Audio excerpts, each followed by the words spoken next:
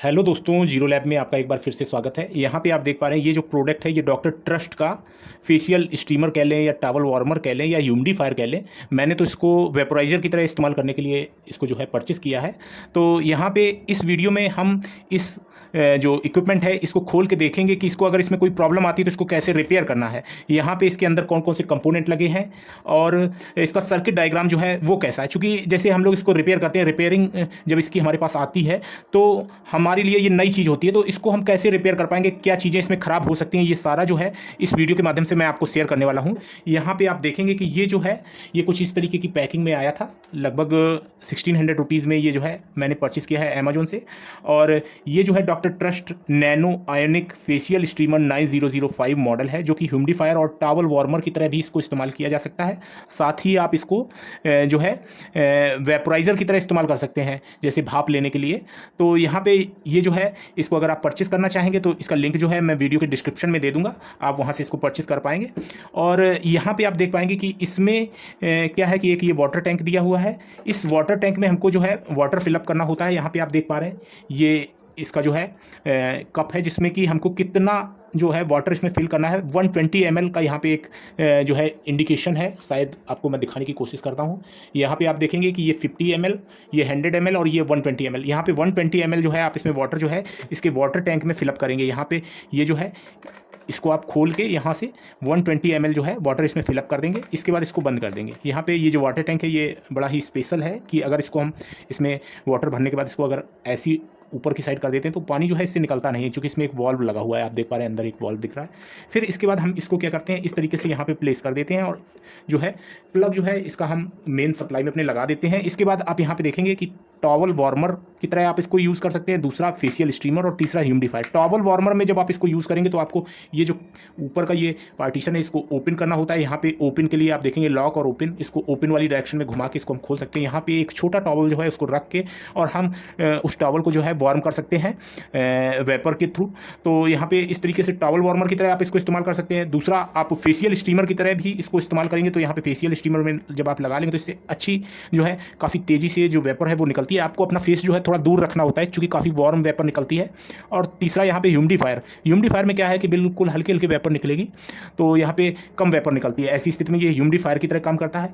चलिए इसको ओपन करते हैं और इसके बाद इसकी रिपेयरिंग जो है कैसे करनी है वो हम देखते हैं। यहाँ पे आप देख पाएंगे कि यहाँ पे नीचे आपको ये इसके जो लेग्स दिख रहे हैं, इनको आपको क्या करना है, यहाँ पे ये इस तरीके से आपको इनको निकाल लेना है। ये स्टिकर टाइप के हैं, स्टिक हैं यहाँ पे, और इन्हीं के नीचे जो है स्क्रू लगे हुए हैं। चारों स्क्रू आपको खोल लेने, उसके बाद ये पार्टीशन जो है अलग हो जाएगा। तो चलिए मैं इसको खोल के और फिर इसके बाद आपको इसके अंदर के जो पार्ट्स हैं उसके बारे में जानकारी देता हूँ। तो जैसा कि आप देख पा रहे हैं कि मैंने जो ये हमारा ह्यूमिडिफायर है या इसको कह दें फेशियल स्टीमर है, इसको ओपन कर दिया है। और ओपन करने के बाद अब हम इसके अंदर की वायरिंग जो है वो देख पा रहे हैं। ये हमारा जो मेन लीड है, पावर लीड, वो हमारी यहाँ से आती है। फेस और न्यूट्रल के 2 पॉइंट्स हैं। इसके बाद ये जो हम मान लेते हैं कि ये हमारा न्यूट्रल पॉइंट है और ये फेस पॉइंट है। तो फेस पॉइंट जो है ये हमारा जाता है यहाँ पे, एक इसके अंदर कंपोनेंट लगा है जिसको हम थर्मल फ्यूज़ कहते हैं। यहाँ पे एक थर्मल फ्यूज़ इसके अंदर लगा हुआ है। इसके बाद ये सप्लाई जो है हमारी फेस की सप्लाई हमारी रोटरी में चली जाती है और यहीं पे हमारे 2 LED इंडिकेटर जो है इसमें लगे हुए हैं रोटरी में, जो कि हमको आगे से जो लाइट दिखती है यहाँ पे रोटरी स्विच में, वो लाइट इन्हीं इंडिकेटर्स की वजह से आती है। आपको मैं यहाँ पे दिखा देता हूँ कि एक LED इंडिकेटर यहाँ पे लगा हुआ है, दूसरा यहाँ पे लगा हुआ है। अभी हम इसको सर्किट डायग्राम से जब इसको देखेंगे तो हमको ईजी रहेगा समझने में।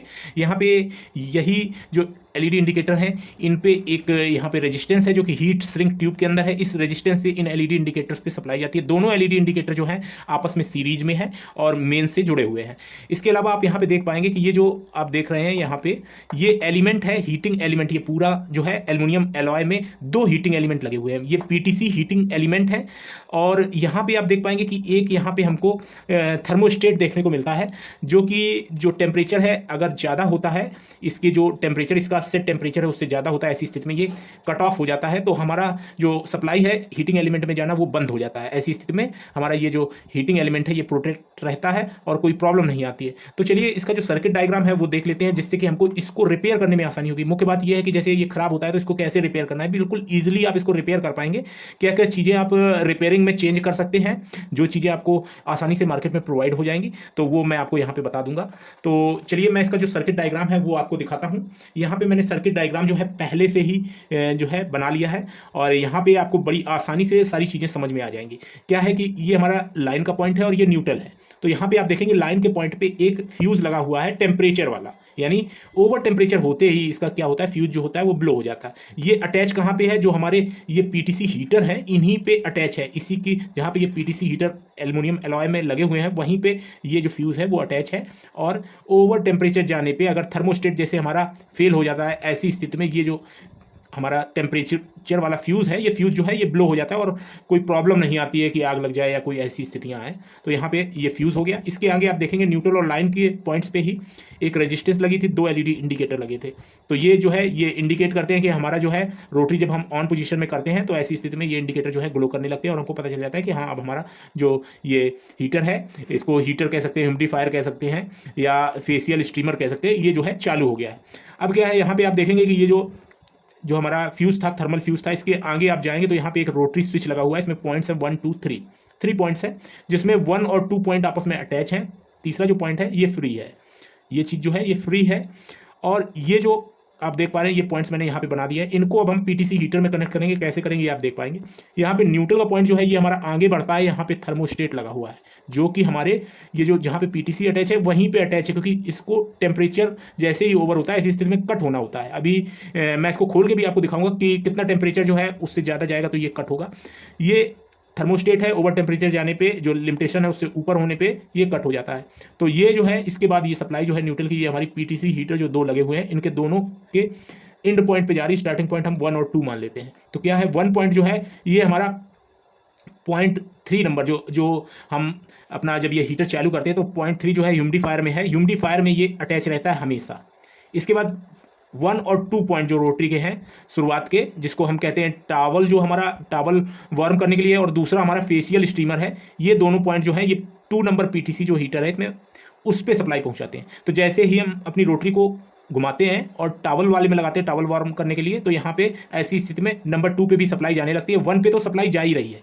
इसके अलावा जब हम उसको फेशियल स्टीमर में करते हैं तो ऐसी स्थिति में भी सप्लाई जो है 2 नंबर पीटीसी पे जाने लगती है। तो यहाँ पे 2 नंबर पीटीसी पे जो है जब हम टावल वार्म करते हैं और फेशियल स्टीमर करते हैं ऐसी स्थिति में सप्लाई जाती है, तो हमें ज़्यादा जो है वेपर मिलती है, ज़्यादा स्टीम मिलती है। अब इसके बाद जब हम रोटरी को अपने 3rd नंबर पॉइंट पे लगाते हैं ह्यूमिडिफायर में, तो ऐसी स्थिति में 2 नंबर पीटीसी हीटर जो है इस पर सप्लाई यानी बंद हो जाती है, केवल 1 नंबर पे जाती है। तो 1 नंबर पे जाएगी तो यहाँ पे टेम्परेचर जो है कम जनरेट होगा और स्टीम जो है वो कम जनरेट होगी। तो ऐसी स्थिति में ह्यूमिडिफायर की तरह ये काम करेगा। तो यहाँ पे आपने देखा कि ये जो सर्किट डायग्राम है इससे आपको बड़ी आसानी रही इसको समझने में। चलिए मैं अभी इसके जो कंपोनेंट हैं उनको और थोड़ा सा खोल के दिखा देता हूँ। यहाँ पे ये 2 कंपोनेंट जो है इनको हम देख लेते हैं कि ये क्या चीज़ें हैं। तो यहाँ पे इसको मैं जो इसमें 2 स्क्रू लगे हुए हैं इनको मैं क्या करता हूँ, रिमूव करता हूँ, जिससे कि आप इसको देख पाएंगे। यहाँ पे मैंने दोनों स्क्रू जो है इनको रिमूव कर दिया है, और यहाँ पे आप देख पाएंगे कि इसमें जो थर्मोस्टेट लगा हुआ है शायद आपको दिख पाए, 10 एम्पियर 250 वोल्ट और 140 डिग्री सेंटीग्रेड टेम्परेचर वाला थर्मोस्टेट लगा है। यहाँ पे एक फ्यूज़ लगा हुआ है, फ्यूज़ भी हम देख लेते हैं कैसे देखते हैं, बड़ी आसानी से मैं आपको दिखा दूंगा। यहाँ पे जो फ्यूज़ है इसको मैं क्या करता हूँ कि ये जो ऊपर का है इसको मैं निकाल देता हूं। तो यहाँ पे आप फ्यूज़ देख पाएंगे, ये फ्यूज़ लगा हुआ है जो कि टेम्परेचर हाई होने की स्थिति में ये ब्लो हो जाता है। कितना टेम्परेचर हाई होता है इसमें शायद लिखा हुआ है 184 डिग्री सेंटीग्रेड। आप यहाँ पे देख पाएंगे, मैं कोशिश करता हूँ 184 जो डिग्री सेंटीग्रेड है, इससे ओवर जब टेम्परेचर जाएगा ऐसी स्थिति में ये ब्लो होगा। शायद आपको दिख पा रहा है, टेम्परेचर जो है 184 डिग्री सेंटीग्रेड से ऊपर जाएगा, ऐसी स्थिति में ये ब्लो हो जाएगा। ये रीसेटेबल फ्यूज़ नहीं है, ये एक बार ब्लो हो गया तो आपको उसको चेंज ही करना पड़ेगा। तो यहाँ पे जब भी इसमें कमी आएगी तो ये फ्यूज़ खराब हुआ होगा, थर्मोस्टेट खराब हुआ होगा, और या फिर रोटरी खराब हुई होगी। तो ऐसी स्थितियों में आप इसको बड़ी आसानी से रिपेयर कर सकते हैं। उम्मीद करता हूँ कि ये जो वीडियो है ये आपके लिए काफ़ी हेल्पफुल रहेगा। तो आज के वीडियो में इतना ही। Thanks for watching, have a nice day.